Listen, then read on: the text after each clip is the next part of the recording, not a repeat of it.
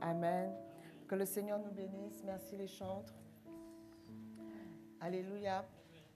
Le Seigneur m'a mis à cœur ce matin de nous parler de la crainte de son nom.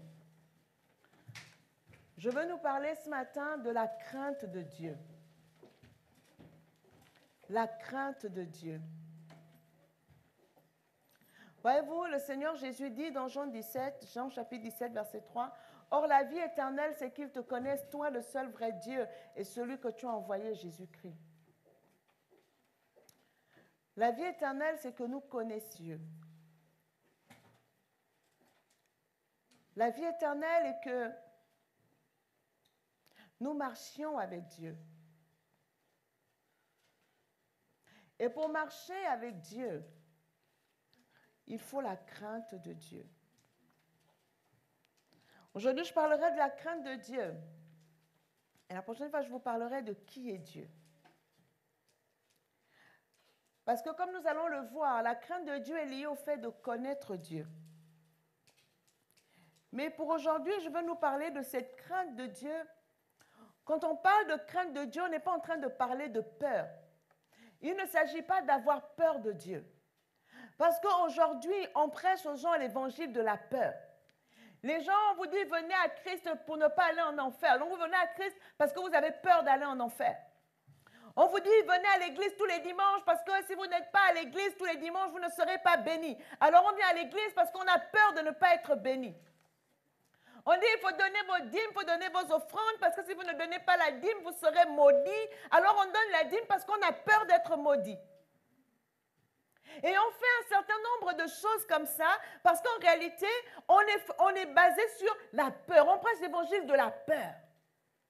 La peur d'aller en enfer, la peur de ne pas être heureux, la peur de ne pas être béni, la peur d'être maudit, la peur d'être rejeté. Et vous avez des personnes qui vivent dans ce sentiment de peur, même dans leur relation à autrui. Ils ont peur de ne pas être aimés. Alors ils posent des actes pour acheter l'amour, pour mériter. Et c'est une forme d'esclavage que de vivre sous la peur. La semaine dernière, nous avons vu qu'en Christ, nous ne sommes plus esclaves de la peur. Il vient nous libérer de toute forme de peur. Nous ne faisons pas les choses par peur. Je ne sers pas Dieu parce que j'ai peur d'aller en enfer. Je sers Dieu parce qu'il est juste de le servir. Je sers Dieu parce que c'est ma destinée. Je sers Dieu parce que c'est la source de mon épanouissement. Je sers Dieu parce que c'est la raison pour laquelle je vis. Et s'il n'y avait pas un ciel à espérer ou un enfer à redouter, je servirais quand même Dieu parce que c'est la meilleure chose qu'un être humain puisse faire sur terre. Alors nous ne faisons pas les choses parce que nous avons peur de l'enfer. Je ne donne pas ma dîme et mes offrandes parce que j'ai peur de ne pas être béni. Parce qu'en réalité, la bénédiction de l'Éternel sur ta vie ne dépend pas de ta dîme et de ton offrande. La bénédiction de Dieu sur ta vie dépend de la place que Jésus-Christ occupe dans ta vie. Dès la création du monde, lorsque Dieu crée Adam et Ève, il n'avait donné aucune dîme, il n'avait donné aucune offrande. Mais la Bible dit, l'Éternel les bénit et dit, Dieu les a bénis, il n'avait payé aucune dîme. Il n'avait payé aucune offrande. Tu es béni dès la création. La volonté de Dieu, dès qu'il t'a envoyé sur cette terre, tu es envoyé avec une parole de bénédiction sur ta vie. Tu es né avec une parole de bénédiction sur ta vie. Parce que lorsque Dieu nous envoie sur terre, il nous envoie avec une bénédiction. La bénédiction, c'est une parole. Et c'est cette parole qui va disposer les circonstances favorablement à ton égard pour qu'elles s'accomplissent. Cette parole de Dieu. La bénédiction de Dieu sur nos vies, en réalité, ne dépend pas de ce que de nous. J'ai envie de dire ça comme ça. Mais ce qui dépend de nous, c'est l'accomplissement de cette bénédiction. Mais la bénédiction est prononcée.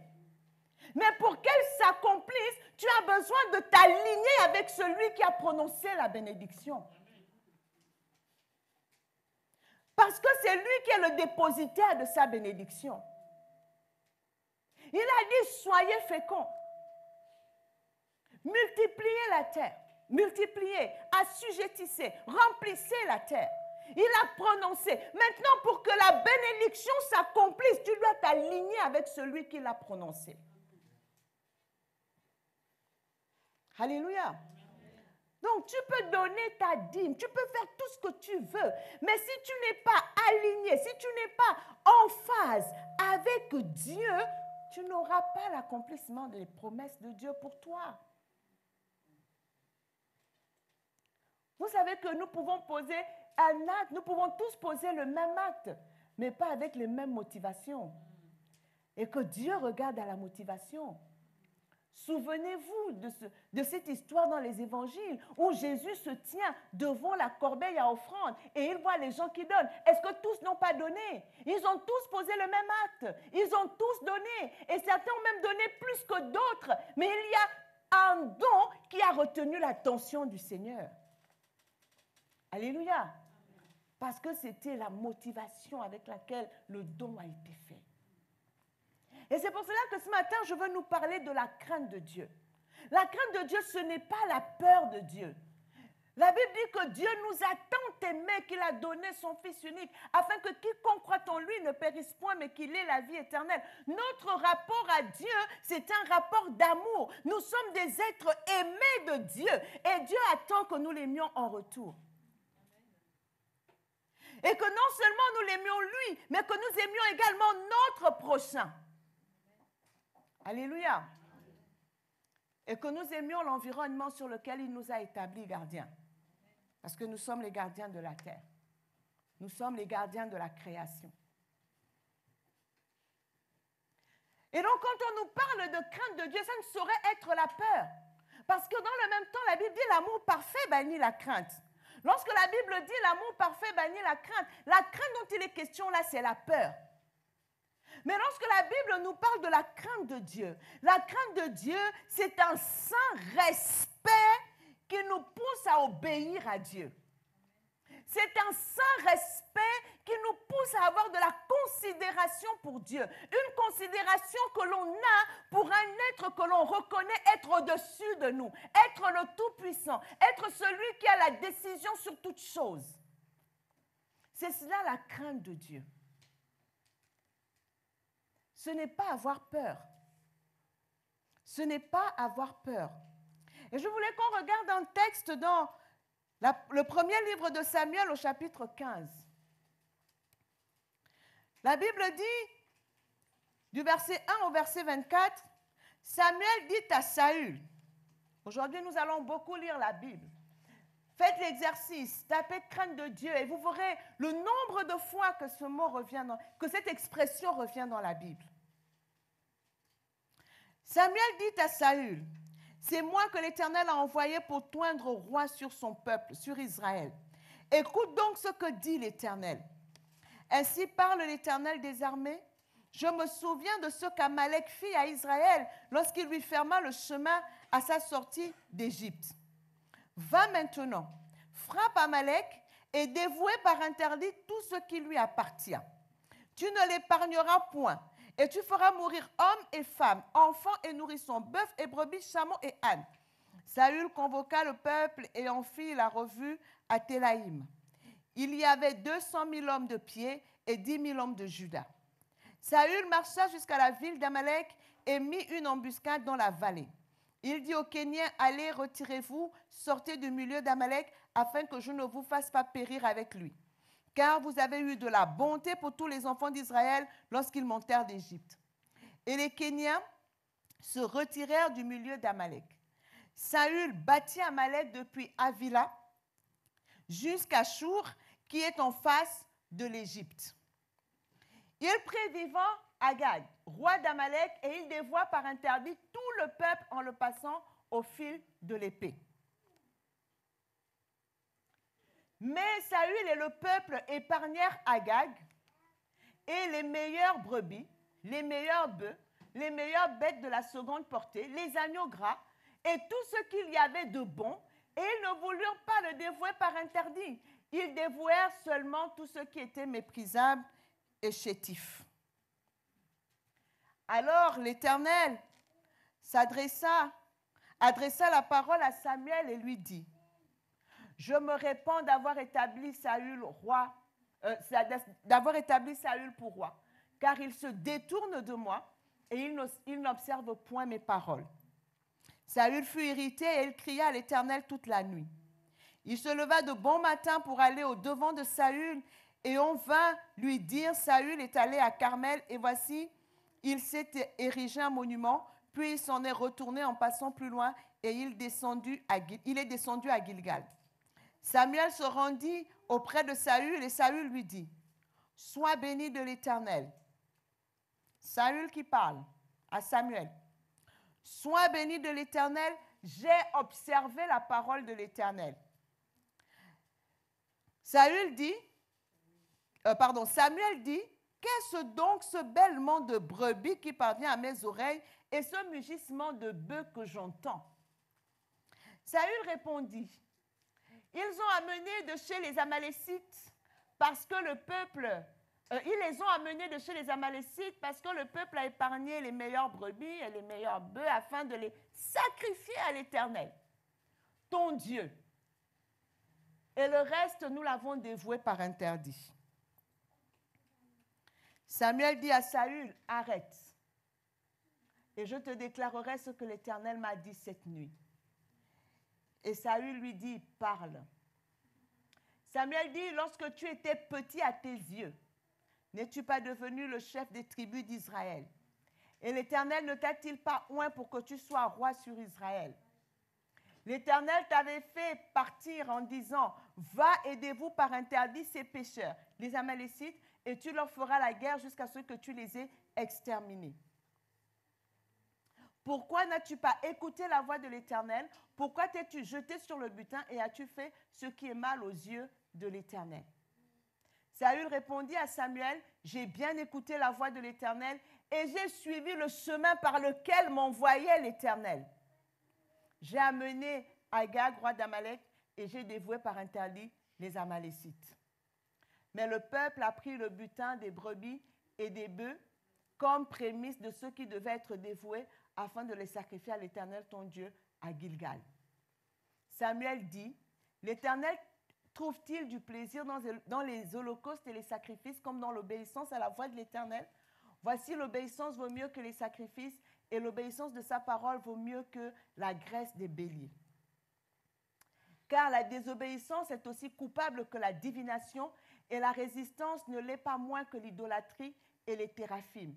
Puisque tu as rejeté la parole de l'Éternel, il te rejette aussi comme roi. » Alors Saül dit à Samuel, « J'ai péché car j'ai transgressé l'ordre de l'Éternel et je n'ai pas obéi à tes paroles.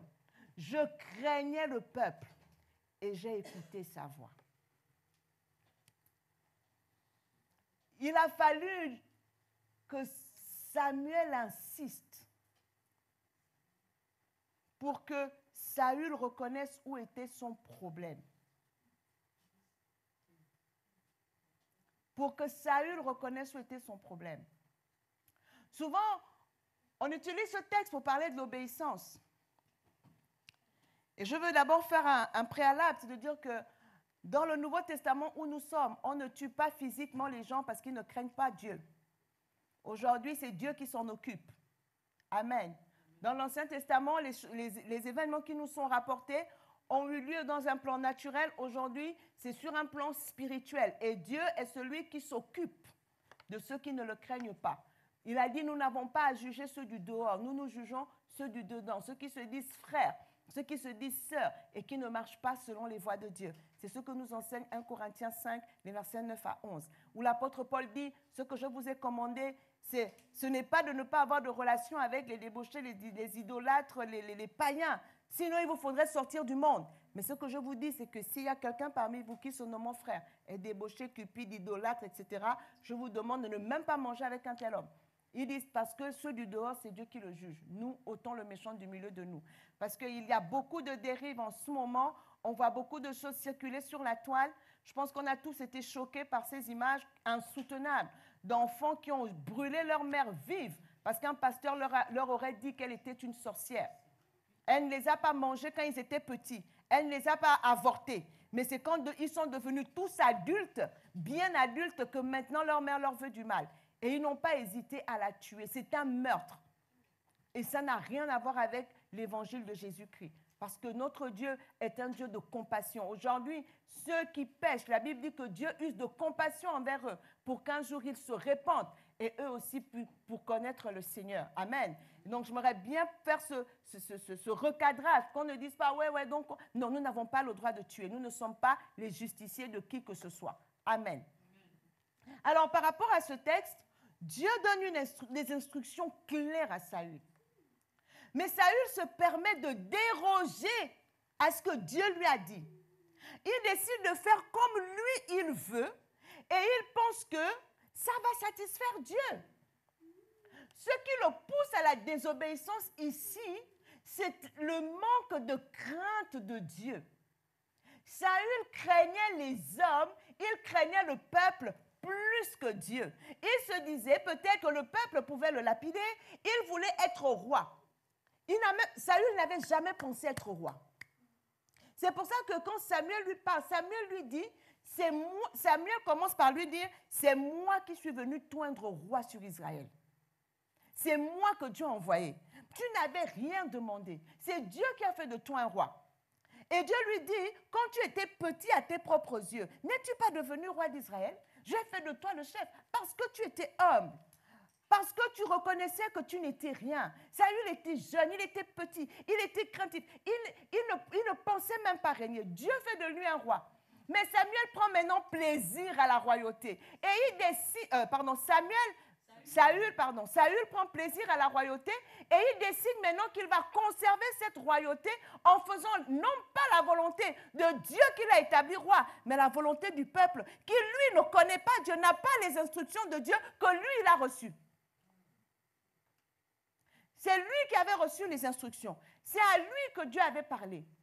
Parce que le prophète parlait au roi et le roi parlait au peuple.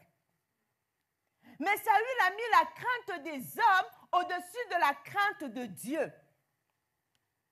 Il a désobéi à Dieu. Il pensait que comme Dieu est invisible, il va s'arranger avec Dieu. Bon, Dieu aime les sacrifices, donc quand ils ont pris ce gros bétail, ce n'était pas pour Dieu. Comme je dis souvent, on ne viole pas une femme par amour pour elle. On n'agresse pas quelqu'un parce qu'on l'aime. C'est paradoxal. C'est contradictoire. C'est pour ça que je dis souvent que si l'amour est un sentiment, aimer est un verbe d'action. La Bible dit Dieu a tant aimé le monde qu'il a donné. Il a posé un acte. Aimer est un verbe d'action. Il y a des actions qui vont avec le fait d'aimer. Et il y a des actions qui sont contraires à l'amour. On ne peut pas dire qu'il a tant aimé qu'il l'a battu. Ça n'a pas de sens. De la même manière, on ne peut pas dire qu'on a tant aimé Dieu qu'on lui désobéit. L'amour pour Dieu, la crainte de Dieu se voit dans l'obéissance. L'obéissance repose d'abord sur la crainte de Dieu et non pas sur la peur.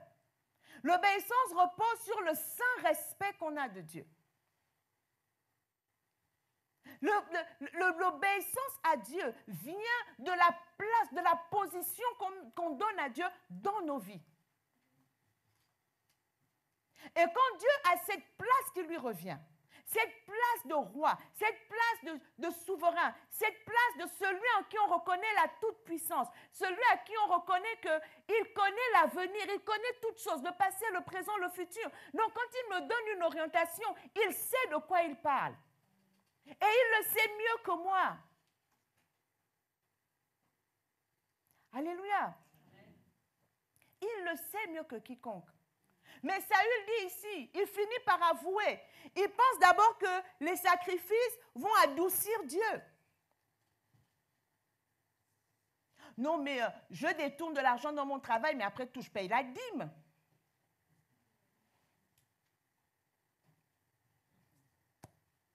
Il y en a qui pensent que ça a du sens.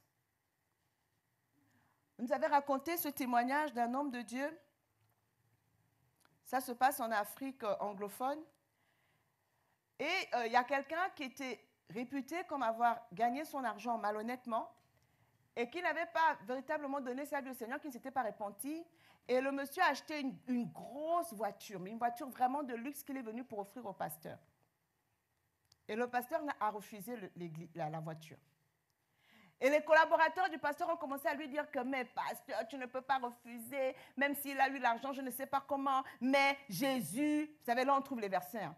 Jésus, il avait bien reçu le parfum cher que Marie, la prostituée, a versé sur ses pieds. D'où venait l'argent de ce parfum? C'était l'argent de la prostitution qui achetait le parfum. Donc, tu peux accepter la voiture. Le pasteur leur a dit, Marie était dans une démarche de repentance. Elle ne venait pas pour acheter les faveurs de Jésus et repartir dans son ancienne vie. Il dit, 2, je ne suis pas Jésus. Et moi, ma conscience me dit de refuser. Et je refuse. C'est tout. C'est tout. Et Saül a voulu faire ce trafic. Il s'est dit, on a désobéi à Dieu, mais comme derrière on va lui faire un sacrifice, ça va aller. Dieu va fermer les yeux. Dieu ne ferme pas les yeux sur ce genre de choses. Ce que je veux nous montrer ici, c'est comment est-ce que la crainte du peuple, la crainte des hommes, et Saül le fera 2 fois.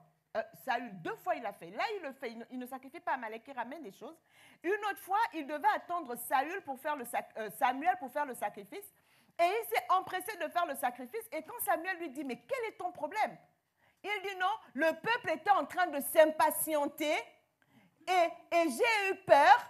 Alors, j'ai fait le sacrifice à la place de Samuel. Et donc, Saül avait ce problème où il pensait que rester roi signifiait faire la volonté du peuple au détriment de la volonté de Dieu. Il craignait le peuple plus que Dieu. Et ça l'a amené à désobéir à Dieu, en pensant toujours que Dieu irait arranger avec lui. Et souvent, nous faisons ça. Nous savons que nous sommes en train de transgresser la parole. Mais sur le moment, on veut plaire à ceux qui sont là. On est avec les collègues de travail. On est avec tel. On rentre dans les compromis et on se dit, j'irai demander pardon. L'Éternel me comprendra. L'Éternel me pardonnera. Sauf que tu as raté une occasion de témoigner de ta foi. Sauf que tu as raté une occasion de faire la différence. Tu as raté une occasion de montrer que Dieu est numéro 1 dans ta vie. Et tu seras dans des éternels recommencements. Parce que quand on obéit par crainte de Dieu, cela nous est toujours profitable. Au Proverbe 29, le verset 25, la Bible dit « La crainte des hommes tend un piège. Mais celui qui se confie en l'Éternel est protégé. » Et c'est le piège dans lequel Saül est tombé. La crainte des hommes tend un piège. Et ce piège mène à la désobéissance à Dieu. Et vous voyez bien que ce piège-là, dans ce piège, il y a la peur.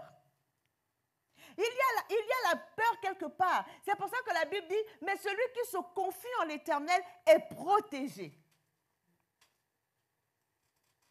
Parce que dans la crainte des hommes, il y a la peur. Parce que les hommes peuvent nous faire du mal. Parce que les hommes peuvent s'en prendre à nous. Les hommes peuvent être parfois très méchants. Et souvent gratuitement. Alors, c'est un piège qui est sous nos pas. Où on veut nous-mêmes gérer cette méchanceté. Mais je vous le dis, lorsque les gens vous haïssent, il n'y a rien que vous puissiez faire pour changer ça. La Bible dit que celui qui a de la haine n'a pas égard au présent. Ça veut dire au cadeau. Il a la haine, donnez-lui tout ce que vous voulez, il continuera de vous haïr. Parce que la haine, c'est un problème que chacun doit traiter avec lui-même. Celui qui a de la haine, la haine est un problème d'abord pour lui et pas pour les autres. J'ai l'habitude de dire que la haine avilit ceux qui en sont les auteurs et pas les victimes. Parce que quand on a un bon cœur, quand on a un cœur selon Dieu, il n'y a pas de place pour la haine dans ce cœur. Il n'y a pas de place, même pour ceux qui nous font du mal, parce que Dieu a dit aimez vos ennemis. Et donc nous n'avons pas de raison de haïr qui que ce soit. Si la Bible te dit aime celui qui te hait, parce que quand la Bible appelle ton ennemi, c'est parce que c'est lui qui te veut du mal. Mais la Bible te dit que tu dois l'aimer, donc tu n'es autorisé à haïr personne. Si déjà l'ennemi tu dois aimer, qui tu vas haïr? Donc la haine ne dépend pas de qui on a en face. La haine dépend de l'état de son cœur. Parce que quand on a un cœur selon Dieu, on prend de la hauteur. On ne rend pas le mal par le mal, mais on surpasse le mal par le bien. La Bible dit la crainte des hommes tend un piège. Mais celui qui se confie en l'Éternel est protégé. Le Proverbe 1, les versets 29 à 33, on nous dit, puisqu'ils ont haï la science et qu'ils n'ont pas choisi la crainte de l'Éternel, parce qu'ils n'ont pas aimé mes conseils et qu'ils ont dédaigné toutes mes réprimandes, ils se nourriront du fruit de leur voix et ils se rassasieront de leurs propres conseils, car la résistance des stupides les tue et la sécurité des insensés les perd. Mais celui qui m'écoute reposera avec assurance, il vivra tranquille et sans craindre aucun mal. Amen. Dieu dit, ils ont refusé la connaissance, la science. La connaissance, c'est-à-dire que dans la connaissance, il y a la connaissance de Dieu. Il dit, parce que pour connaître Dieu, pour craindre Dieu, il faut le connaître. Pour craindre Dieu, il faut connaître. Dieu dit, puisqu'ils ont refusé de connaître, et ils n'ont pas choisi la crainte de l'Éternel. Il dit, bon, ils n'ont pas écouté mes conseils, parce que c'est toujours par manque de crainte de Dieu qu'on désobéit. Là où il n'y a pas la crainte de Dieu, il n'y aura pas l'obéissance. C'est la crainte de Dieu qui nous pousse à obéir. C'est la crainte de Dieu qui nous pousse à écouter les conseils de Dieu. Dieu dit, je te conseillerai. Il dit, je t'instruirai. Je te montrerai la voie que tu dois suivre. Je te conseillerai. J'aurai mes regards sur toi. Psaume 32, 8. Il dit, je t'instruirai, je te montrerai la voie, je te conseillerai. Je te montrerai. Dieu te montre la voie. Il te conseille. C'est toi qui as le dernier mot. Tu obéis ou tu n'obéis pas. Mais ce qui va t'emmener à obéir, c'est le niveau de crainte que tu as de Dieu. Le niveau de respect que tu as pour Dieu. La considération que tu as pour Dieu. C'est elle qui va t'emmener à obéir. Et Dieu dit, quand on ne fait pas ça, Dieu dit, ils n'ont pas écouté, ils n'ont pas aimé mes conseils. Ils ont dédaigné toutes mes réprimandes. Qu'est-ce que Dieu fait? Il dit, bon, ils vont se nourrir de leur propre voix. Ils vont se rassasier de leurs propres conseils. Donc, ils suivent leur propre voie. Et comme nous dit Proverbe, le cœur de l'homme suit ses propres voies. Et quand il est en difficulté, c'est contre l'Éternel qu'il s'irrite. Alors que dès le départ, il a délaissé la voie de l'Éternel. Il a suivi ses propres voies. Quand il est en problème, il dit, où est Dieu? Dieu est là où tu l'as laissé quand tu as refusé de l'écouter. Et la Bible dit, la résistance des stupides les perd. Parce que ceux qui agissent ainsi, Dieu dit qu'ils sont stupides. Mais pourquoi ils le font? Regardez la suite. La sécurité des insensés les perd. Ça veut dire quoi? Qu'en suivant leur propre voie, en n'écoutant pas Dieu, ils se croient en sécurité. Ils se croient en sécurité. Ils pensent qu'ils font les bons choix. Il dit, mais cette sécurité qui ne s'appuie pas sur le conseil de Dieu, c'est une sécurité qui va les perdre. Parce qu'ils sont insensés. Être insensé ici, c'est de tourner le dos au conseil de Dieu. en se croyant en sécurité. Il dit cette sécurité les perd.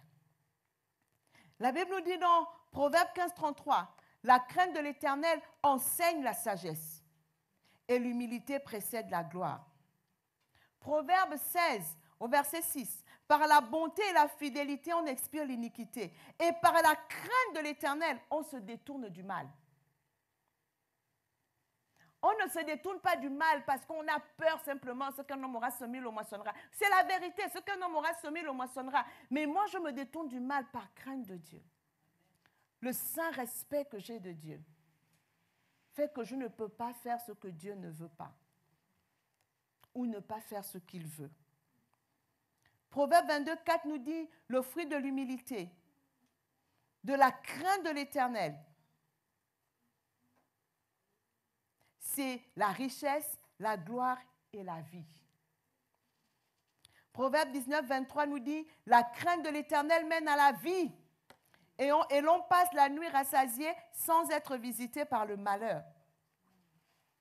Proverbe 23, 17 nous dit que ton cœur n'envie point les pécheurs, mais qu'il ait toujours la crainte de l'Éternel. Heureux l'homme qui est continuellement dans la crainte, mais celui qui endurcit son cœur tombe dans le malheur. Proverbe 28, 14. Lorsqu'on dit qu'il est toujours dans la crainte ici, c'est la crainte de Dieu, ce n'est pas la crainte de la peur. Il est toujours dans la crainte de Dieu. La Bible dit que cet homme-là est heureux. Le psaume 110, le verset 10 nous dit, la crainte de l'Éternel est le commencement de la sagesse. Tous ceux qui l'observent ont une raison saine. Tous ceux qui observent la crainte de Dieu ont une raison saine. Alléluia. La Bible nous dit dans Ésaïe 33, 6, tes jours seront en sûreté. La sagesse et l'intelligence sont une source de salut. La crainte de l'Éternel, c'est là le trésor de Sion.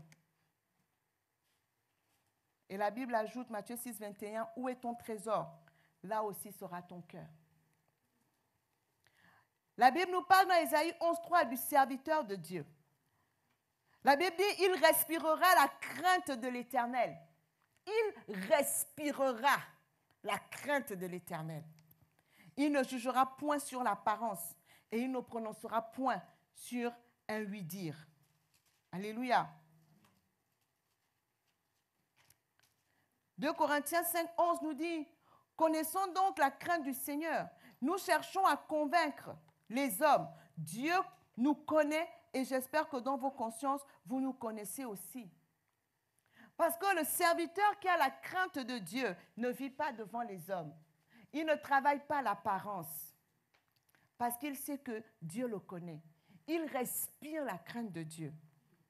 Et donc, il n'y a pas de place dans sa vie pour les apparences, pour le superficiel. Il n'est pas dans une posture. La posture, c'est une attitude externe qu'on adopte pour donner une image.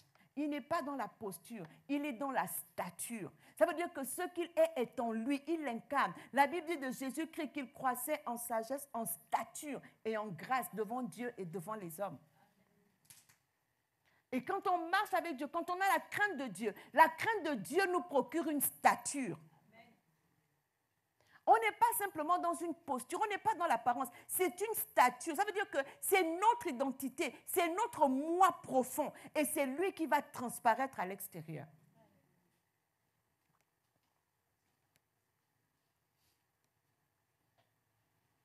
Alléluia.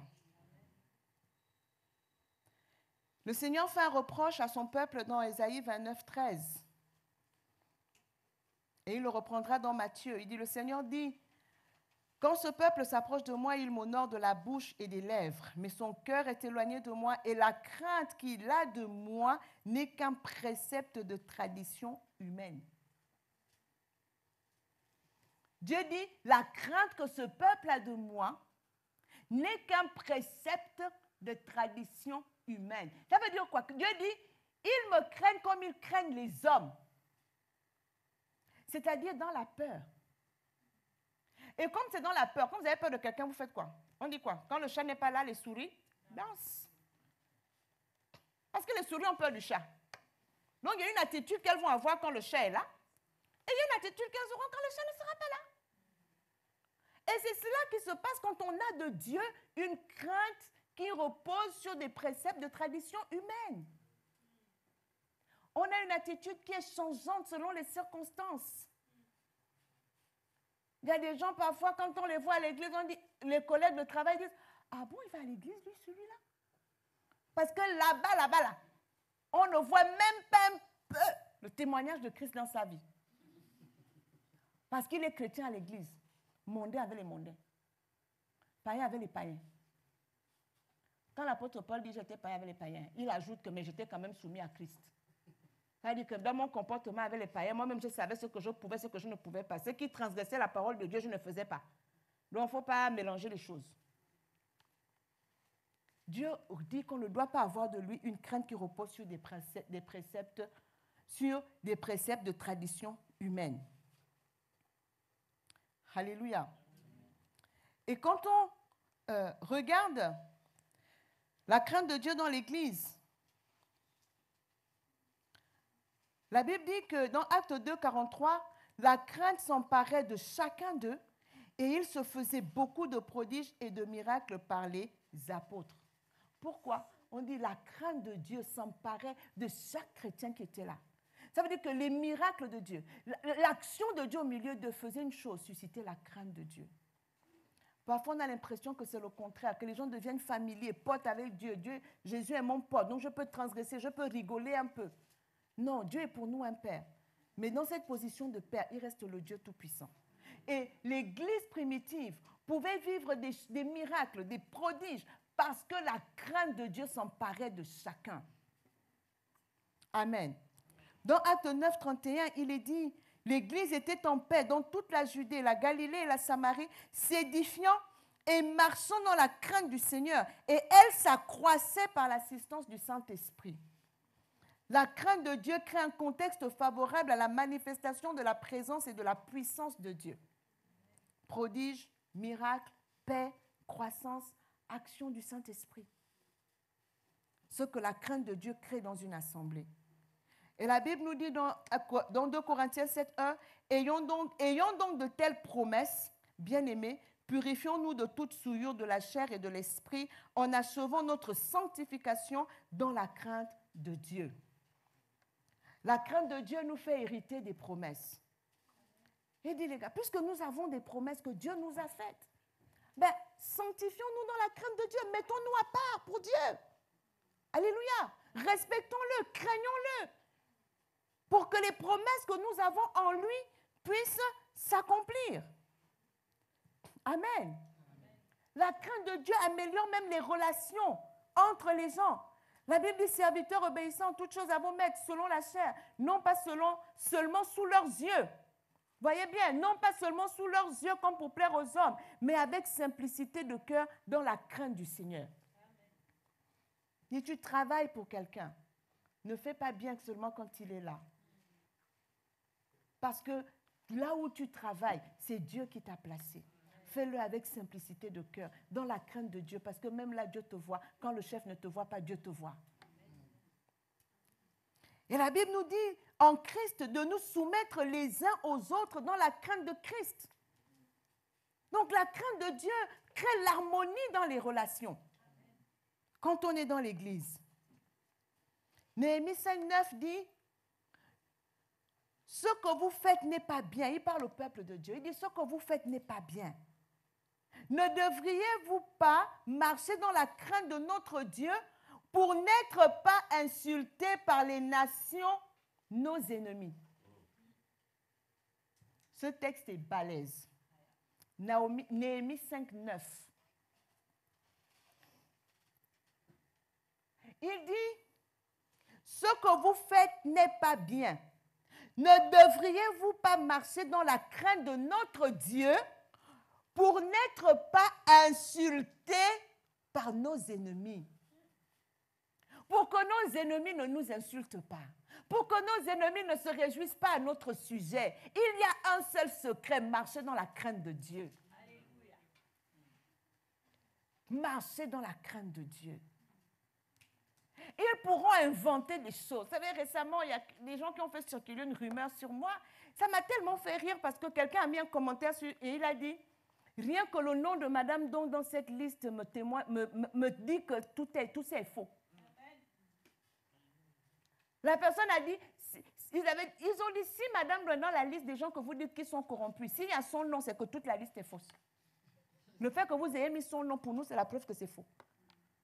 Et j'ai rendu grâce à Dieu. Parce que la stature que l'on a parle pour nous. Même quand ils vont essayer, il dit, c'est parce que nous craignons Dieu. Il dit, marchez dans la crainte de Dieu. C'est ça qui va nous donner la victoire sur nos ennemis. Pour qu'ils ne se réjouissent pas à notre sujet. Ecclésiaste 8:12 dit, cependant, quoique le pécheur fasse 100 fois le mal, et qu'il persévère longtemps. Ecclésiaste 8:12. Quoique le pécheur fasse 100 fois le mal, et qu'il y persévère longtemps, je sais que le bonheur est pour ceux qui craignent Dieu. Parce qu'ils ont de la crainte devant lui.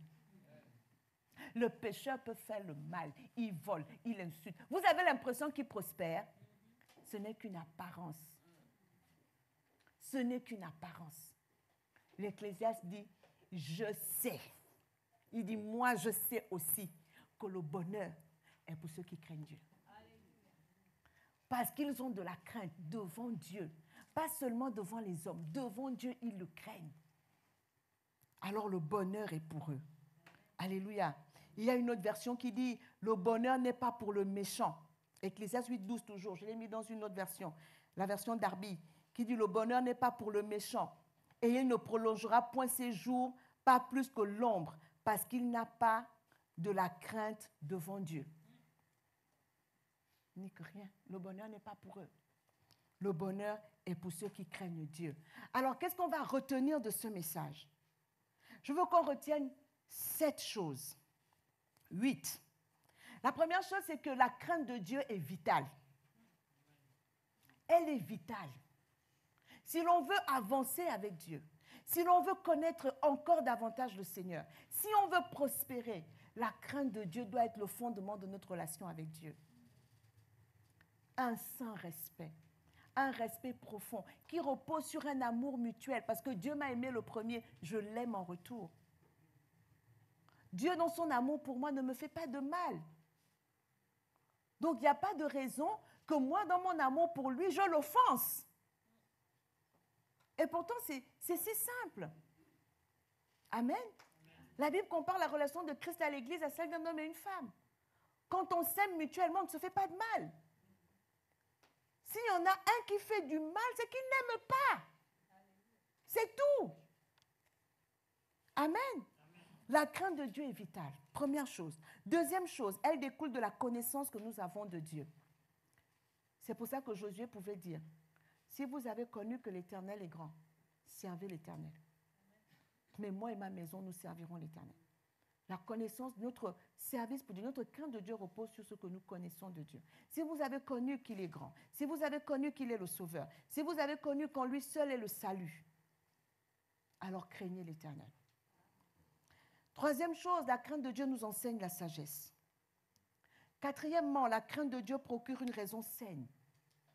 Cinquièmement, la crainte de Dieu permet qu'on se détourne du mal. 6, la crainte de Dieu nous amène à considérer ce que Dieu considère. 7, la crainte de Dieu met fin à la culture des apparences. Et 8, la crainte de Dieu amène l'accomplissement des promesses de Dieu dans nos vies. Bien-aimés, mettons Dieu à la place qui lui revient. Donnons simplement à Dieu la place qui est la sienne dans nos vies. Et nous verrons qu'il aplanira nos sentiers. Même lorsque nous traverserons de l'adversité, nous ne douterons pas. Il nous portera. Et nous pourrons expérimenter ce passage qui dit « Toute chose concourt au bien de ceux qui aiment Dieu et de ceux qui sont appelés selon ses desseins ». Alors plutôt que de chercher la bénédiction, cherchons la crainte de Dieu. Cherchons à craindre davantage le Seigneur. Et nous verrons que là où nous pensons avoir des blocages, tout ça va se débloquer. Et nous saurons nous en remettre à Dieu. Nous aurons continuellement nos regards fixés sur lui. Alléluia. Je veux remercier ceux qui ont regardé le culte en